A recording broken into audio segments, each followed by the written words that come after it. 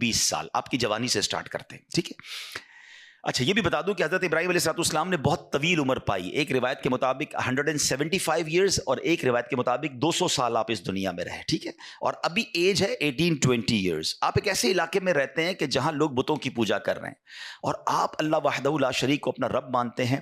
آپ بتوں کی طرف بالکل آپ کی نظر نہیں, التفات نہیں, توجہ نہیں. وہ لوگ بہت آپ کو کہتے ہیں کہ یار آپ بھی ہمارے ساتھ آیا کریں. آپ نے کہا نہیں, میں تمہارے بتوں کو برا سمجھتا ہوں, میں تو اللہ کی عبادت کرتا ہوں.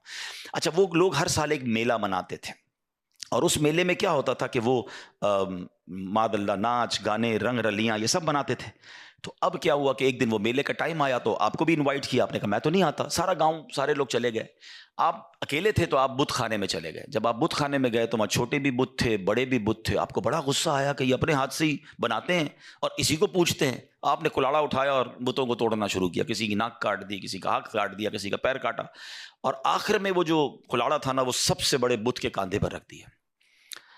اب آپ واپس آ گئے. جب وہ لوگ میلہ کر کے ناچ گانے رنگ رلیاں منا کر آئے اور جب اپنے بت خانے میں گئے تو بیکم سو مچ اینگری کہ یہ کیا ہوا, ہمارے خداؤں کو توڑ پھوڑ کے رکھ دیا, کس نے کیا یہ؟ تو سب لوگوں نے کہا ایک ہی بندہ ہو سکتا ہے جو نوجوان ہے ہمارے محلے میں, وہ ہمارے بتوں کو نہیں مانتا, وہ عجیب عجیب باتیں کرتا ہے, کسی اور خدا کی باتیں کرتا ہے. ان کو تو وہ باتیں عجیب لگ رہی تھی تو کہا اسی نے کیا ہوگا. حضرت ابراہیم کو بلایا گیا, آپ نے کیا یہ؟ آپ نے کہا مجھ سے کیوں پوچھتے ہو, یہ تمہارا سب سے بڑا بت ہے, کلاڑا بھی اسی کے کاندھے پہ رکھا ہے, اسی سے پوچھ لو. Look at how beautiful demonstration. یعنی آپ نے ان لوگوں کو کتنا شاندار ایک پورا پریکٹیکل کر کے بتا دیا نا کہ جن کو پوچھتے ہو ان کو توڑ پھوڑ دیا ہے کسی نے, اور سب سے بڑا خدا موجود ہے, اسی سے پوچھ لو تمہارا جو باطل خدا ہے. تو وہ لوگ کہتے ہیں یہ تو جواب نہیں دیتا, ہمارے خدا تو نہیں بتاتے کہ کس نے توڑا ہے, کس نے مارا ہے.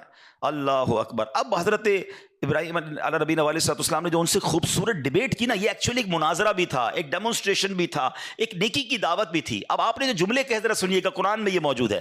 آپ فرماتے قال افتعبدون من دون اللہ, فرمایا تو کیا اللہ کے سوا ایسوں کو پوچھتے ہو, ما لا ينفعکم شیئا ولا یضرکم, جو نہ تمہیں نفع دے سکتے نہ نقصان دے سکتے ہیں, اپنے آپ کو بھی مرنے سے نہیں بچا سکتے. اف لکم, تف تم پر, ولما تعبدون من دون اللہ, اللہ کے سوا کسی اور کو پوچھتے ہو.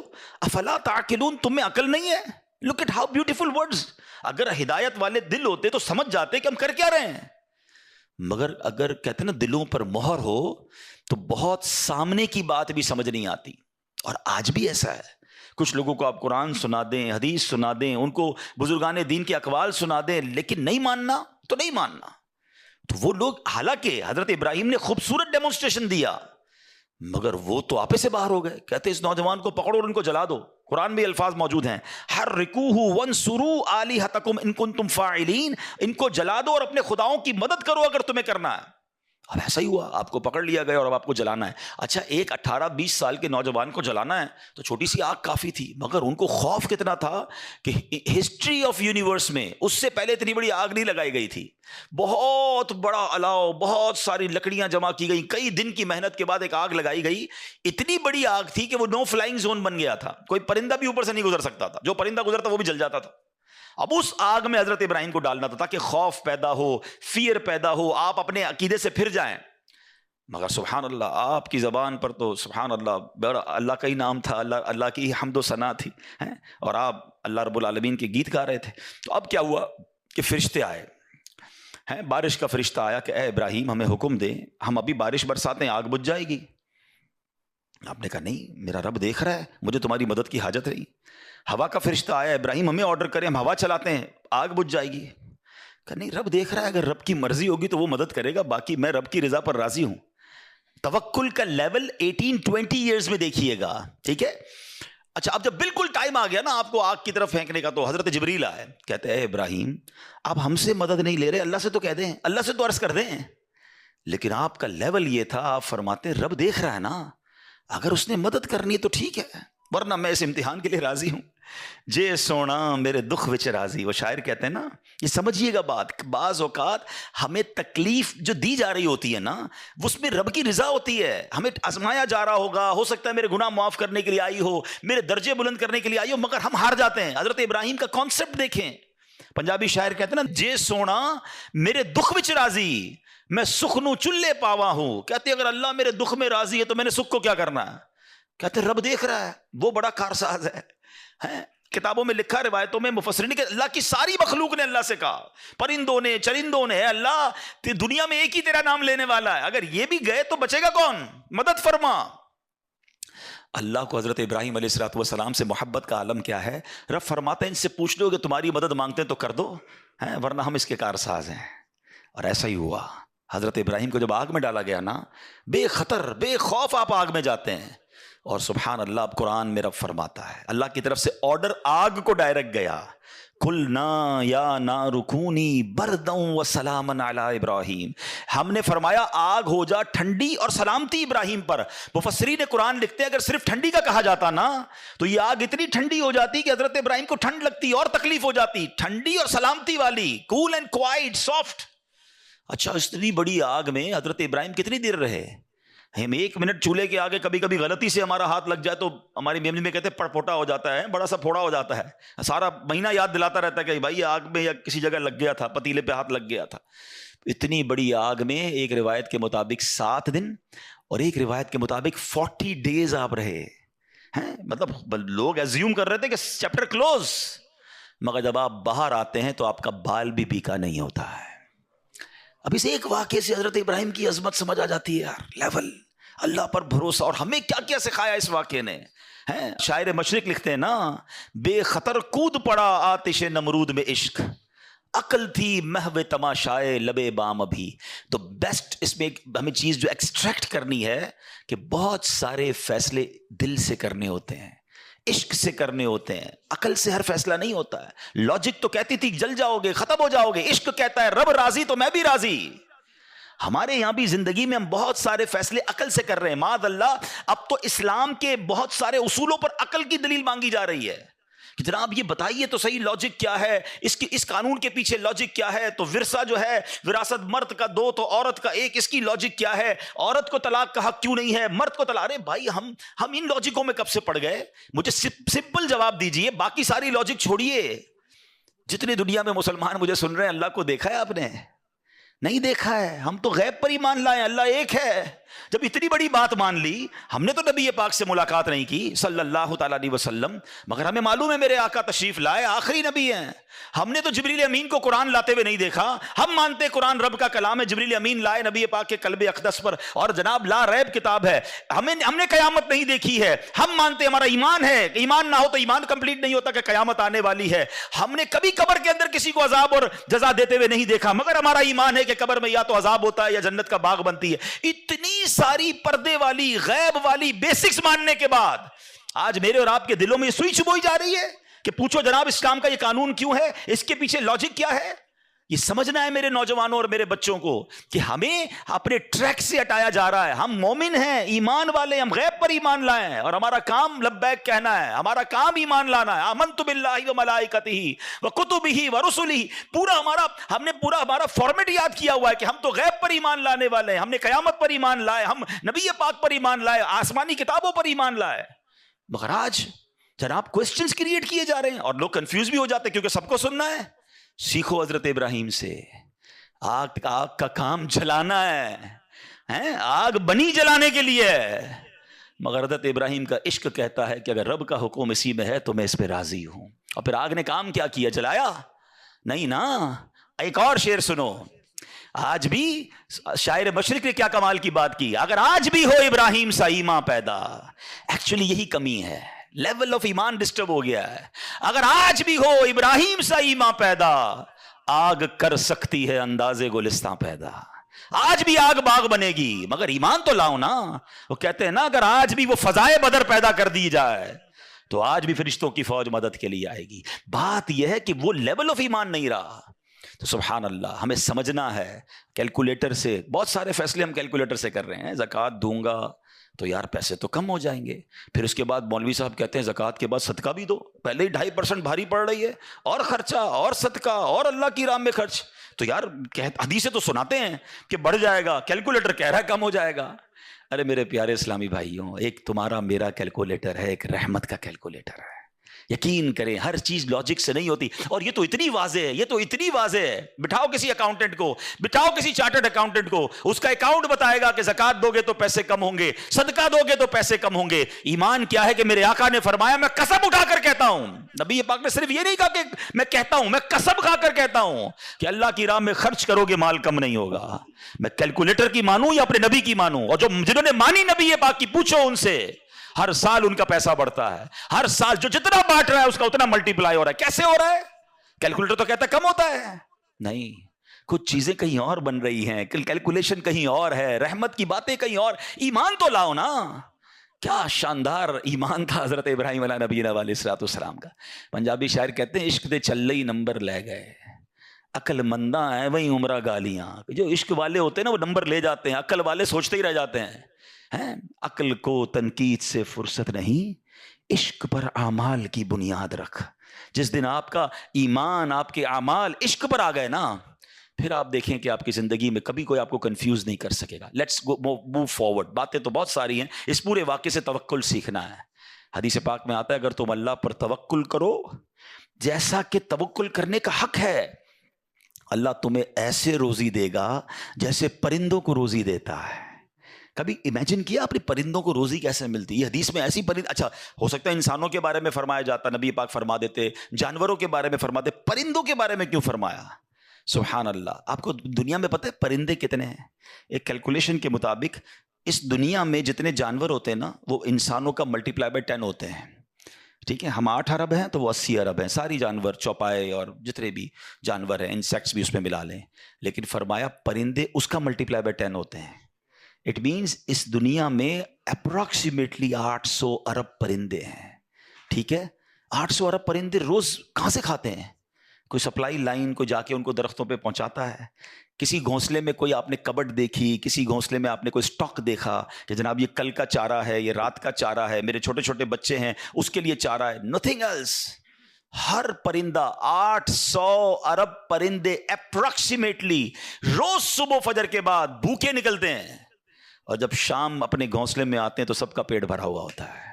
سب کو کون کھلا رہا ہے؟ کوئی تو ہے جو نظام ہستی چلا رہا ہے, میرا خدا ہے. ایمان لاؤ نا, توکل کرو. جب پرندوں کو 800 ارب پرندوں کو روزی دے سکتا ہے, ارے میں اور آپ اشرف المخلوقات ہیں, میں ٹینشن ہی نہیں ختم ہو رہی کال کرو تھینو ہے, سال بعد کیا ہوگا, بچی کی شادی کیسے ہوگی, میرے کاروبار کا کیا ہوگا, ارے مارکیٹ ڈاؤن ہو رہی ہے, ڈالر اوپر ڈالر نیچے, اسی ٹینشن میں مر گئے.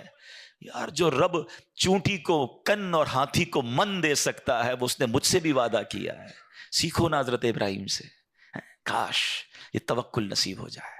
تھوڑی ایج اور بڑھتی ہے. آپ نے ایک بار ایک بڑا کمال کا منظر دیکھا کہ ایک بندے کو سمندر میں اس کی ہلاکت ہو گئی, سمندر میں وہ ڈوب کے مر گیا. مچھلیوں نے کھایا اس کی باڈی کو, تھوڑی دیر بعد اس کی لاش سمندر کے کنارے پہ آئی, تو پھر جانوروں نے کھایا. اس کے بعد دیکھا کہ پرندے آئے, پرندوں نے بھی اس کی باڈی سے کھایا. آپ کے ذہن میں خیال آیا کہ یا اللہ یہ بندے کو قیامت کے دن تو کیسے اٹھائے گا؟ ایمان تو تھا مگر اس کی باڈی کے اجزاء تو 3 الگ الگ مخلوقات کھا گئیں, اور قیامت کے دن یہ واپس کھڑا ہونا ہے اس نے. سبحان اللہ. آپ نے اللہ سے کہا وَإِذْ قَالَ إِبْرَاهِيمُ. پھر یہ دیکھیں حضرت ابراہیم کا یہ واقعہ بھی قرآن میں موجود, 3 پارے میں سورہ بقرہ. آپ کہتے ہیں وَإِذْ قَالَ إِبْرَاهِيمُ رَبِّ أَرِنِي كَيْفَ تُحْيِي الْمَوْتَى. حضرت ابراہیم نے عرض کی کہ اے میرے رب مجھے دکھا دے تو مردے کیسے زندہ کرے گا. ارشاد ہوتا ہے قَالَ أَوَلَمْ تُؤْمِنْ. اے ابراہیم تو ایمان نہیں لایا؟ تجھے یقین نہیں؟ اللہ ایمان لایا ہوں, مجھے یقین ہے, مگر میں ذرا دل سے دیکھنا چاہتا ہوں اور قرار آ جائے, میں عین الیقین چاہتا ہوں, میں اس کو مزید دیکھنا چاہتا ہوں. قال فخذ 4 من الطیر.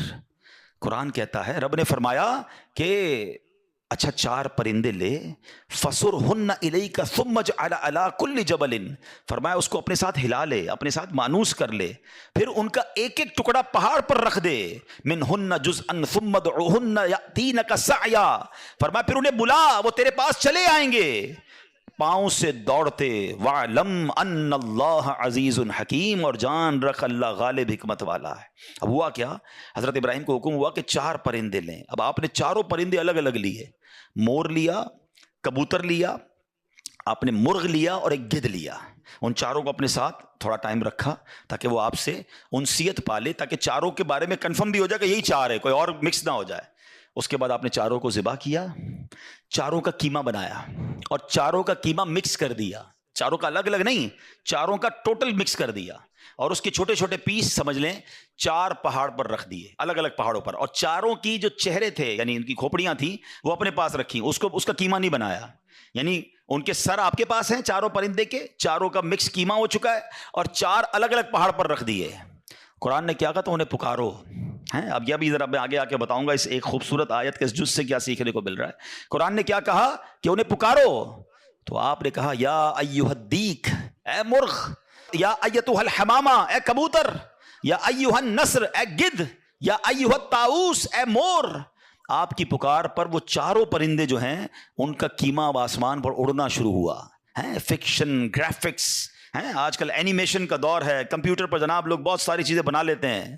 سنو 5000 سال پہلے قرآن میں یہ واقعہ موجود ہے کہ کیا ہوتا ہے، ان چاروں کا قیمہ اڑتا ہے، اور اب جس کا مرغ کا ہے وہ مرغ کی طرف، مور کا ہے تو مور کی طرف، کبوتر کا چاروں کے جسم پورے کمپلیٹ ہوتے ہیں، سر نہیں ہے، سر تو آپ کے پاس ہے نا، وہ چاروں پرندے بغیر سر کے دوڑتے ہوئے آپ کے پاس آتے ہیں، زندہ ہو جاتے ہیں مگر سر نہیں ہے، قریب آتے ہیں تو حضرت ابراہیم نے ان کا سر جو ہے وہ واپس ان کے پاس لگا دیا، سب سر بھی ان کا لگ گیا، آ کر دانہ چگنے لگ گئے۔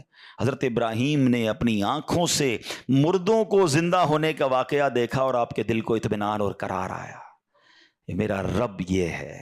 کیسے ہیں کہتے ہیں کسی کو شیر کھا جائے، کسی کو مچھلی کھا جائے، کسی کی سمندر میں موت آ جائے، معاذ اللہ کسی کے پرخچے اڑ جائیں، کوئی آگ میں راکھ ہو جائے، میرا رب چاہے تو سب کو دوبارہ جسم، ان کی تمام باڈی کو پھر کریٹ کرے گا اور وہ قیامت کے دن جمع ہوں گے۔ حضرت ابراہیم نے یہ اپنی آنکھوں سے دیکھا اور یہ واقعہ بھی قرآن میں موجود۔ یہاں کیا سیکھنے کو ملا؟ 2-3 باتیں ہیں۔ تو بہرحال حضرت ابراہیم علیہ السلام کے اس واقعے سے کیا سیکھنے کو ملا؟ پہلی بات، میرے رب کی قدرت کیسی ہے، ان اللہ علی کل شیء قدیر، ٹھیک ہے۔ دوسری بات، علماء کہتے ہیں صوفیانہ تفسیر اس کی لکھی گئی کہ 4 پرندے کیوں لیے گئے، کبوتر، مور، گدھ، مرغ؟ فرمایا ان چاروں کی نا ایک بری خصلت ہے۔ مرغ ہے اس کے اندر شہوت بہت ہے، جو کبوتر ہے اس کو اپنی اڑان پر بڑا ناز ہے، بڑا تکبر ہے، بہت اونچا اڑتا ہے۔ فرمایا گدھ جو ہے اس کا کیا پرابلم ہے، گدھ کے بارے میں فرمایا کہ وہ لالچی بہت ہے۔ اچھا، پھر اس کے بعد ایک اور پرندہ ہے مور، اس کو اپنی خوبصورتی پر بڑا ناز ہے، اور خوبصورتی کی وجہ سے بڑا پراؤڈ فیل کرتا ہے۔ تو فرمایا یہ 4 بری عادتیں ہیں، اس کو ذبح کر کے یہ پیغام دیا گیا کہ اگر تم بھی اپنی اونچی اڑان، اپنے اونچے مرتبوں، اپنے اونچے مقام کا تکبر چھوڑ دو، اپنی خوبصورتی پر گھمنڈ کرنا چھوڑ دو، ہوس اور شہوت کے بعد اپنے آپ کو بچا لو، لالچ کر کے دنیا کے بال کے پیچھے بیڑا غرق اپنا نہ کرو، اگر ان عادتوں کو ذبح کر دو تو اللہ آج بھی تمہارے دل کو زندہ فرما دے گا۔ ان کو زندہ کیا نا، فرمایا ان عادتوں کو ختم کرو، رب تمہارے دل کو زندہ فرمائے گا اور اس میں نور داخل فرما دے گا۔ علماء نے اس کی صوفیانہ تفسیر یہ لکھی۔ اور اب ایک اور عقیدے کی بات بھی، کنفیوژن پھیلانے والے بہت کنفیوژن پھیلاتے ہیں، میں تو قرآن سے آج آپ سے بات کر رہا ہوں نا۔ اللہ نے کیا کہا کہ انہیں پکارو، وہ تو دنیا میں نہیں تھے پرندے، مر چکے تھے، قیمہ بن چکا ہے، قیمہ بنے ہوئے پرندوں کو رب کہہ رہا ہے پکارو۔ حضرت ابراہیم نے کیسے پکارا، یا ایھا الدیک، یا ایتھا الحمامہ، آپ کبوتر کو پکار رہے ہیں، آپ گدھ کو پکار رہے ہیں، قرآن کہہ رہا ہے پکارو اور نبی پکار رہے ہیں۔ آج کسی کو نہ جانے یا رسول اللہ سے پرابلم ہو جاتی ہے، کسی کو یا غوث پاک سے یا پرندوں کو پکار رہے، قرآن کہہ رہا ہے، تو اس کا مطلب دنیا سے اگر کوئی چلا بھی جائے تو اس کو پکارنے میں کوئی خدا نہ خواستہ پرابلم نہیں ہے۔ اللہ سمجھ کے تھوڑی پکارتا ہے کوئی، اللہ کے بندے سمجھ کر ہی پکار رہے ہیں نا، اللہ کی مخلوق سمجھ کر پکار رہے ہیں۔ چلے اس دلیل کے ساتھ ایک اور دلیل بڑی لاجیکلی بڑی آسان سے سمجھ آ جائے گی۔ حدیث پاک میں، مشکات شریف کی حدیث میں ایک دعا ہے، قبرستان جاتے ہیں تو نبی پاک کون سی دعا کی تعلیم دیتے ہیں؟ السلام علیکم، یا دیکھیں ماشاءاللہ آپ سب کو یاد ہے، السلام علیکم یا اہل القبور۔ یہیں رک جائیے، چلے پہلے میں اس دعا کو پورا، یہ دعا بھی کمال ہے، یقین کرو اتنا شاندار میسج ہے، کیا ہلانے والی دعا ہے، بندہ اللہ کرے اس دعا کو سمجھ جائے نا، زندگی کا فلسفہ سمجھ آ جائے۔ السلام علیکم یا اہل القبور یغفر اللہ لنا ولکم وانتم سلفنا ونحن بالاثر۔ اے قبر والو تم کو سلام ہو، تم پہلے چلے گئے، اللہ ہماری اور تمہاری مغفرت فرمائے، تم پہلے چلے گئے، ہم بعد میں آنے والے ہیں۔ قبرستان جا کر یہی سمجھ جاؤ نا، یہ قبریں جن کی ہے نا، کل میری بھی اسی میں کسی میں ہوگی۔ وہ ایک قبر پر تختی لگی ہوئی تھی نا، میں سمجھتا تھا میں بڑا اہم تھا، مجھے لگتا تھا میں بڑا اہم تھا، یہی میرا وہم تھا. ہم سب نے قبر میں جانا ہے. تو اس دعا سے پہلے تو میسج لیں. اب عقیدہ بھی سن لو. یا اہل القبور، قبرستان تاریخ روڈ کے چلے جائیں، میوہ شاہ چلے جائیں، سب کو کہتے ہیں یا اہل القبور. سارے تو اولیاء اللہ نہیں ہے نا وہاں پر، نمازی بھی ہے، گناہ گار بھی ہے، شرابی بھی ہوگا، اچھا انسان بھی ہوگا. ہر مسلمان کو یا اہل القبور کہہ کر پکارنا سنت، حدیث سے ثابت. ٹھیک ہے. اور اگر اللہ کے کسی ولی کو کوئی یا کہہ کر پکارے تو پھر کیا پرابلم ہے؟ جب ایک گناہ گار آدمی کو بھی قبر میں جا کر آپ یہ کہہ سکتے ہیں تو یہ کنفیوژن پھیلانے والی باتیں ہیں. تو پہلے تو خدا نہ خواستہ کوئی بھی کسی کو، چاہے وہ اللہ کا ولی ہے، صحابی ہے، نبی ہے، صاحب مزار ہے، اس کو خدا سمجھ کر کوئی نہیں پکار رہا، وہ اللہ کے بندے ہی سمجھ کر پکار رہے ہیں. بدر کا واقعہ سنا ہوگا. نبی پاک نے بدر کے مارکے کے بعد ان مردوں کو جو کفار تھے ان کو یا کہہ کر پکارا تھا. اور حضرت عمر نے آ کر کہا یا رسول اللہ پھر مردوں کو پکار رہے ہیں، یہ تو مر گئے. آقا فرماتے ہیں یہ مردے تمہارا جس طرح تم دنیا میں سنتے ہو یہ مرنے کے بعد بھی ویسے ہی سنتے، بس مسئلہ یہ کہ جواب نہیں دے سکتے. خلاصہ حدیث عرض کر رہا ہوں. تو یہ تو حدیثوں سے ثابت ہے. تو بہرحال امید ہے کہ یہ پوائنٹ بھی آپ کے سامنے آ گیا. حضرت ابراہیم کی سیرت کا ایک اور شاندار پہلو آپ کی میں نے کیا بتایا، آلموسٹ 200 ایئرز ایج ہے. آپ کو حضرت اسماعیل پتہ ہے کب ملے ہیں؟ 99 ایئرز کی ایج. کیا فرماتے تھے؟ عرض کرتے تھے اسمع یا ایل، اسمع یا ایل. اسمع عربی کا لفظ ہے سن لے، ایل عبرانی زبان کا لفظ ہے پروردگار، یا اللہ میری سن لے. 99 ایئرز کی ایج میں آپ کو حضرت اسماعیل ملتے ہیں. آپ نے ان کا نام ہی اسماعیل رکھ دیا، یعنی جو دعا کرتے تھے نا وہی نام رکھ دیا. اسماعیل کے معنی یہ ہیں. ٹھیک ہے. اچھا یہاں رکتا ہوں پھر آگے چلتے ہیں. 99 ایئرز کی ایج میں بیٹا ملا. دعا کون کر رہے ہیں؟ خلیل اللہ ہیں. ہم سال 2 سال کسی چیز کی دعا کریں، کام نہ ہو تو اللہ سے ہی بدزن ہو جاتے ہیں، یار میری تو دعا ہی نہیں سنتا، معاذ اللہ. بعض اوقات تو کفریہ کلمہ کہنا شروع ہو جاتے ہیں، اللہ سے ہی ناراض. وہ خلیل اللہ ہیں. ان کو 99 سال بعد بیٹا ملا، شکوہ نہیں تھا. خدا را اللہ سے تو اچھا گمان رکھو. نہیں مل رہا ہوتا کوئی چیز تو وہ اس میں بہتری ہوتی ہے ہمارے لیے. اچھا اب بیٹا ملے. ہم میں سے کسی کو اگر 10-15 سال بعد بیٹا ملا ہو، اس کے تو پیر زمین پہ نہیں رہنے دیتے ہیں. بڑی مرادوں سے ملا ہے بھائی، بڑی دعاؤں سے ملا ہے، بڑی مشکل سے آیا ہے.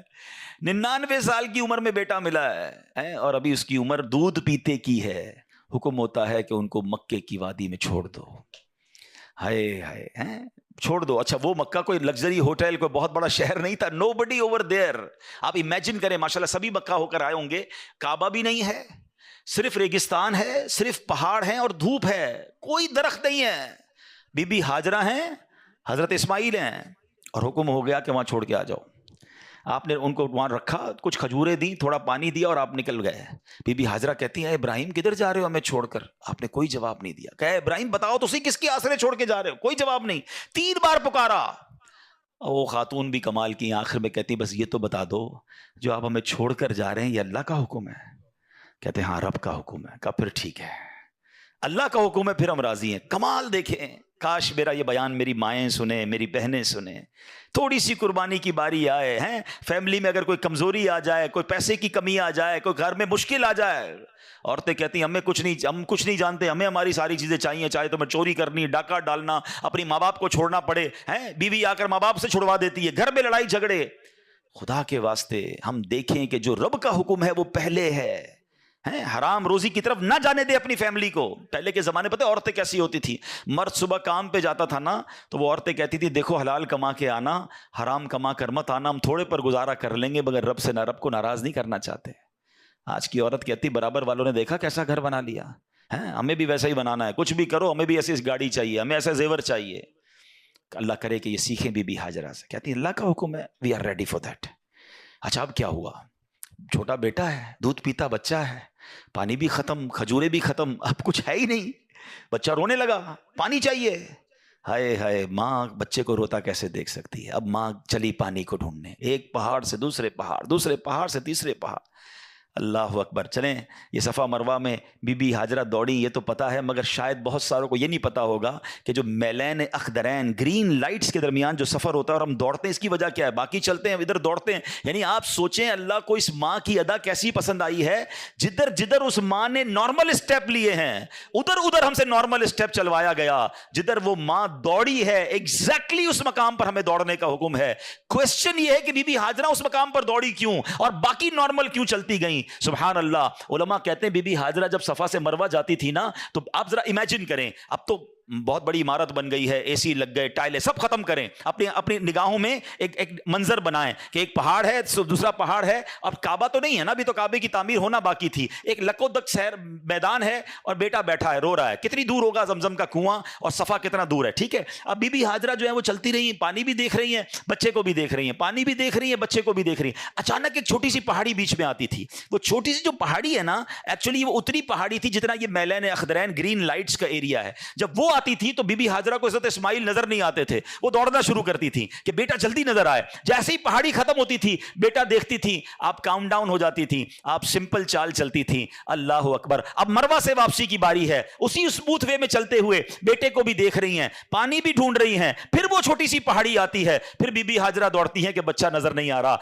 जैसे पहाड़ी खत्म होती, अब फिर नॉर्मल हो जाती। अल्लाह अकबर। मुझे बताइए अल्लाह को इस मां की अदा कैसी पसंद आई है। जिधर जिधर आपने नॉर्मल स्टेप लिए, हम उधर नॉर्मल चाल चलते हैं। जब मैलन अखदरैन आते हैं, हमें दौड़ना है कि ये दौड़ना सुन्नत है। सुभान अल्लाह। और अब क्या हुआ, उस बच्चे के रोने की वजह से उन्होंने पानी, इनको तो नहीं मिला बीबी हाजरा को, ये दौड़ाना था। सुभान अल्लाह। और अल्लाह को अदा कैसी पसंद आई। हमारा उम्रा कंप्लीट नहीं होता, हमारा हज कंप्लीट नहीं होता जब तक हम सही ना करें, 7 चक्कर पूरे ना लगाएं। अच्छा जनाब, अब जाते हैं, हजरत इस्माइल जो है वो पैरों को रगड़ते हैं, वहां से पानी निकलता है। जब पानी निकलता है तो आपकी जबान से निकलता है जमजम। जमजम के माना रुक रुक। इतना तेजी से पानी निकला कि आपकी बेसाख्ता जबान से जाके पानी रुक जाए।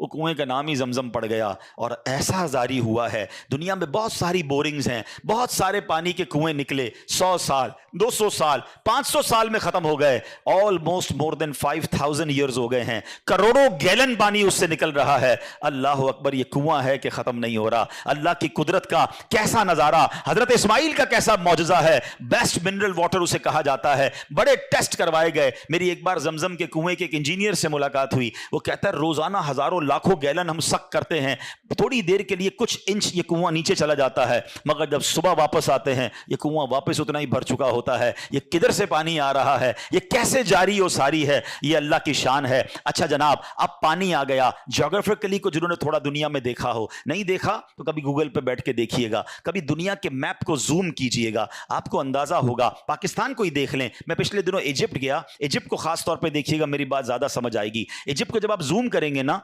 आबादी बिल्कुल बीच में और सीधी आबादी है, राइट लेफ्ट बिल्कुल खाली। मैंने कहा यार ये लोग सीधे गली की तरह, एक पूरी रोड की तरह क्यों रह रहे हैं, राइट लेफ्ट क्यों नहीं है। तो पता चला उस पूरे इजिप्ट के अंदर जहां जहां पानी है वहां वहां आबादी है। हमारे बलूचिस्तान में क्यों ज्यादा लोग नहीं रहते, क्यों जरा पंजाब में लोग ज्यादा हैं, उसकी एक बड़ी वजह यह है कि वहां पानी नहीं है, सहरा है। जिधर पानी होगा उधर लोग रहेंगे, पानी ही जिंदगी है। तो जनाब क्या हुआ, अब पानी शुरू किया रब ने, जमजम शुरू हुआ। दैट इज एक्चुअली रीजन कि अब मक्का आबाद होना शुरू हुआ। लोग आकर रुकने लगे, वहां रहने लगे। बीबी हाजरा से इजाजत मांगी, पानी है हम भी रुक जाएं, कर रुक जाएं। आहिस्ता आहिस्ता आबादी शुरू हुई। अब अल्लाह ने हुक्म दिया हजरत इब्राहिम को कि काबा तामीर किया जाए। यह काबा हजरत आदम ने भी तामीर किया था, मगर तूफान नू में, तूफान की वजह से अब दीवारें नहीं थी। अल्लाह अकबर। हजरत इब्राहिम कहते हैं मौला मुझे कैसे पता कि काबे की डायमेंशंस क्या हैं, एग्जैक्टली किस हुदूद अरबा पे काबा बनाना है। आज तो हमारे पास ब्लू प्रिंट होता है, हमारे पास उसकी डायमेंशंस होती हैं, हम अपने इंजीनियर को देते हैं कि भाई मेरे प्लॉट की साइज ये है,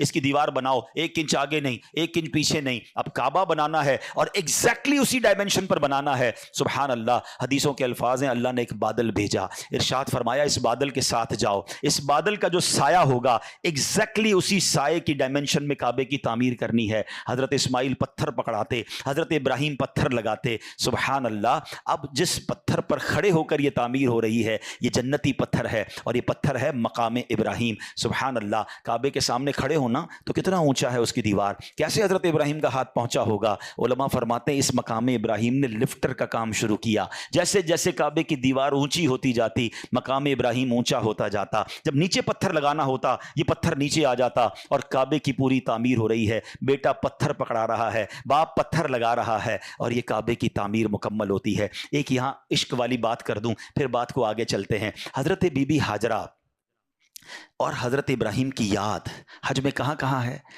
صفا مروہ کا چلنا بی بی ہاجرہ کی یاد ہے، ٹھیک ہے نا؟ اچھا رمی کرتے ہیں تو حضرت ابراہیم، ابھی آئے گا وہ واقعہ کہ کیسے ہوا تھا، مگر رمی آج تو شیطان وہاں نہیں ہے، آج پتھر مار رہے ہیں، وہاں تو دیوار ہے۔ لاجک یہ کہتی ہے، عقل، وہی والی بات جو میں نے شروع میں کہی تھی کہ ہر چیز عقل سے کیلکولیٹ نہ کیا کرو۔ لاجک والے لوگ تو کل یہ کہیں گے کہ یار 2 پہاڑوں کے درمیان 7 چکر لگانے سے بہتر ہے کعبے کا طواف کر لو، کعبہ تو اللہ کا گھر ہے، یہ تو پہاڑ ہیں جس کے گرد ہم چل رہے ہیں۔ لاجک تو یہ کہتی ہے اچھا جناب مہینہ کے اندر 3 راتیں گزارنے سے بہتر ہے میں 3-4 طواف مزید کعبے کے کر لوں، زیادہ ثواب ملے گا۔ اچھا حدود حرم کے اندر ایک نیکی 1,00,000 نیکی کے برابر ہے۔ شاید آپ میں سے بہت ساروں کو یاد نہیں ہوگا کہ عرفات حدود حرم میں نہیں ہے، حدود حرم کے باہر ہے۔ لاجک والا تو کوئی بندہ یہ کہہ سکتا ہے کہ یار حدود حرم کے باہر پورا دن گزارنے سے بہتر نہیں ہے کعبے کے سامنے 9 ذوالحجہ گزار لوں تو جناب زیادہ ثواب ملے گا۔ نہیں میرے پیارے اسلامی بھائیوں، یہ حج کا سفر بہت ایزیلی ایکسپلین کر رہا ہے کہ ہر چیز لاجک سے نہیں ہوگی۔ اللہ کو اپنے بندوں کی یاد باقی رکھنا، ان کی یاد منانا کتنا پسندیدہ ہے کہ ماں کی یاد